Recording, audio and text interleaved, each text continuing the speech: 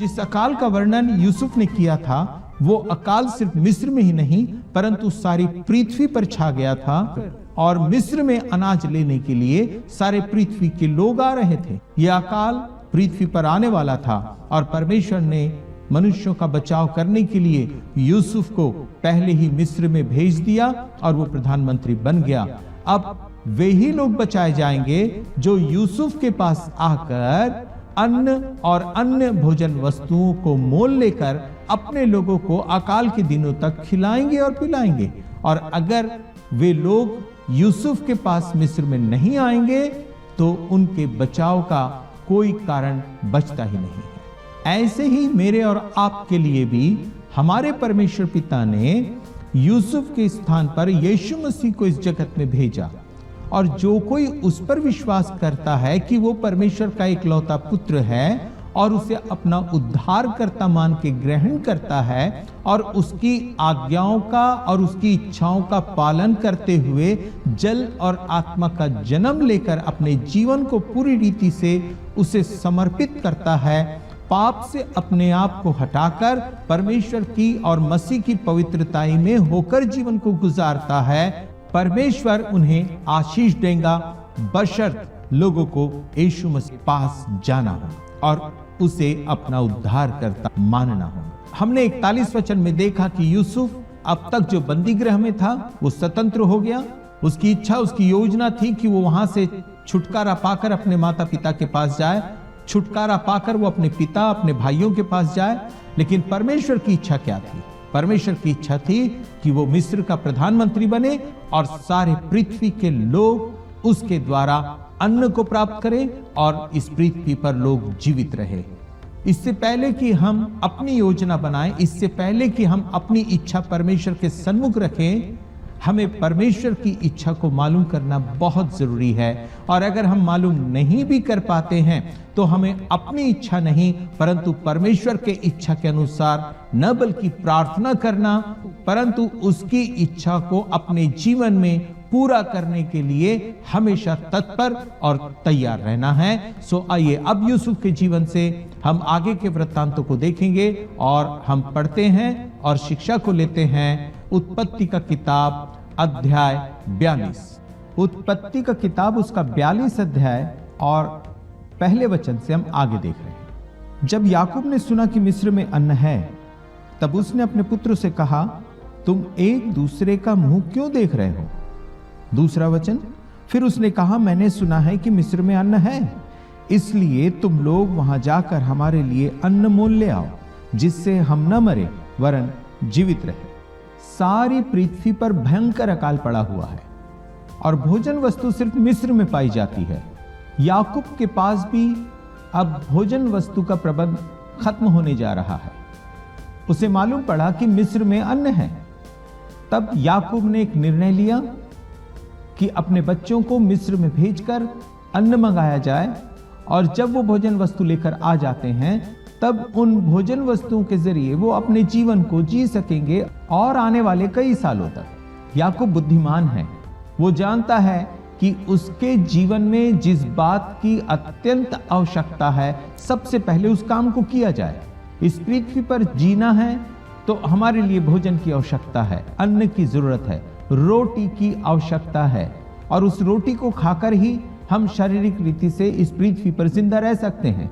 उसने सुना रोटी मिस्र में है, उसने सुना अन्न भोजन वस्तुएं मिस्र में मिल रही है, भोजन वस्तु लाने का निर्णय लिया। प्यारे बहनों भाइयों, ऐसे ही मेरे और आपके जीवन में हमें आत्मिक रोटी की आवश्यकता है। आपने भी सुना होगा कि यीशु मसीह ने कहा, मैं स्वर्ग से उतरी हुई रोटी हूं। आपने जरूर सुना होगा कि यीशु ने कहा, मैं जीवन की रोटी हूं। याकूब ने सुना मिस्र में अन्न है, उसने अपने बेटों को तुरंत वहां जाने की आज्ञा दी कि वो उस भोजन वस्तु को लेकर आए।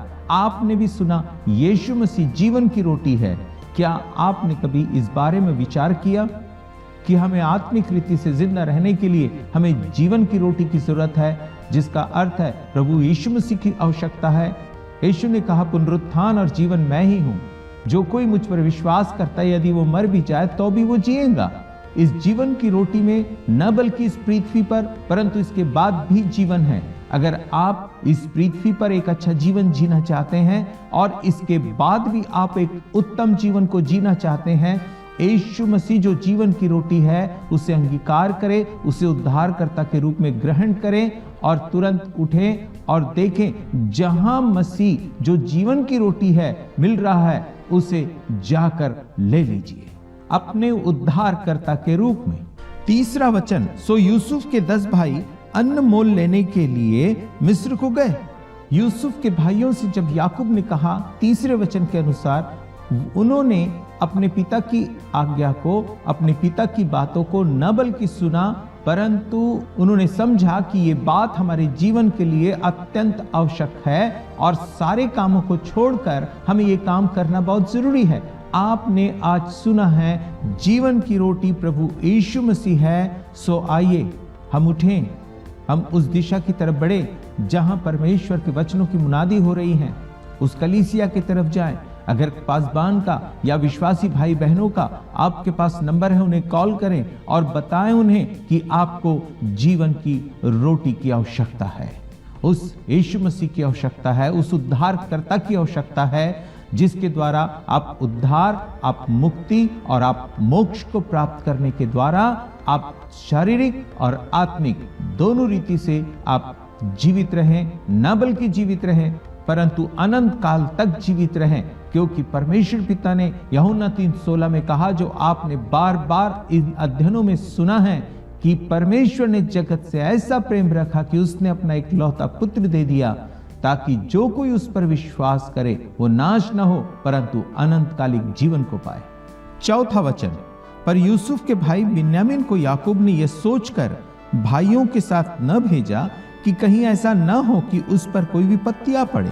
पांचवा वचन, सो जो लोग अन्न मोल लेने आए उनके साथ इस्राएल के पुत्र भी आए, क्योंकि कनान देश में भी भारी अकाल था।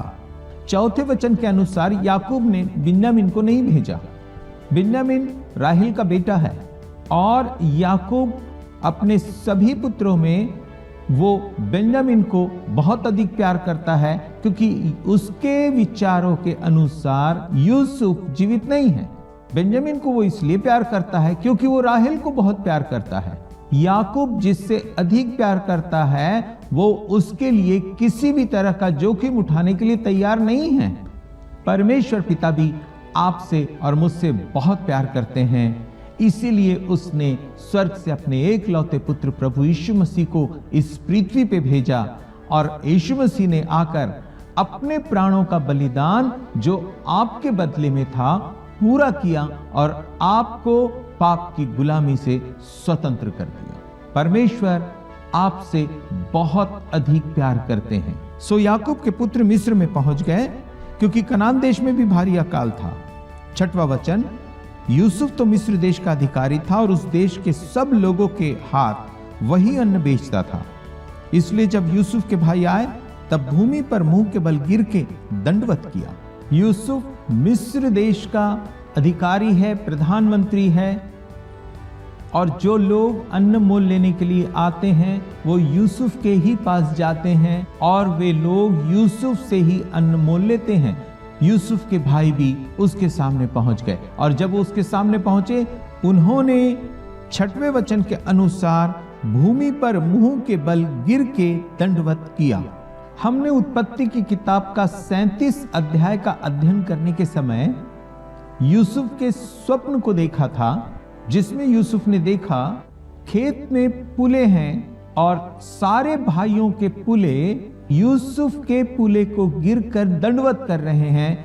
इस बात से भाइयों ने बैर किया और भाइयों ने ये कोशिश की कि वे लोग उसको दंडवत न करें, इसलिए उसको उन्होंने व्यापारियों के हाथ बेच दिया। ये स्वप्न, ये दर्शन, ये भविष्यवाणी, ये बातें परमेश्वर की ओर से यूसुफ के लिए थी। परमेश्वर का वचन कहता है जो कुछ परमेश्वर के मुंह से वचन निकलता है वो पूरा हुए बगैर नहीं रहता। परमेश्वर की ओर से जो भविष्यवाणियां होती है वो पूरा होकर ही रहेंगी।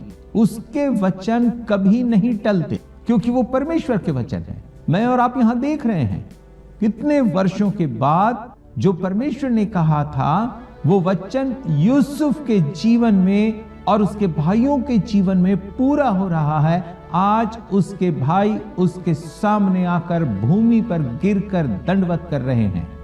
विश्वासी बहनों भाइयों, आपके जीवन में भी परमेश्वर की ओर से जो भी वचन आया है, जो भविष्यवाणी की बातें परमेश्वर के दास और दासियों ने कही है, आप उस पर विश्वास रखें, दृढ़ भरोसा रखें। परमेश्वर ने वो वचन दिया है, वो पूरा होकर रहेंगे और एक दिन आप अपने जीवन में जरूर देखने पाएंगे कि वो वचन पूरा हो रहे हैं। यूसुफ देख रहा है, उसका कारण यूसुफ परमेश्वर में और परमेश्वर यूसुफ के संग सदा रहा।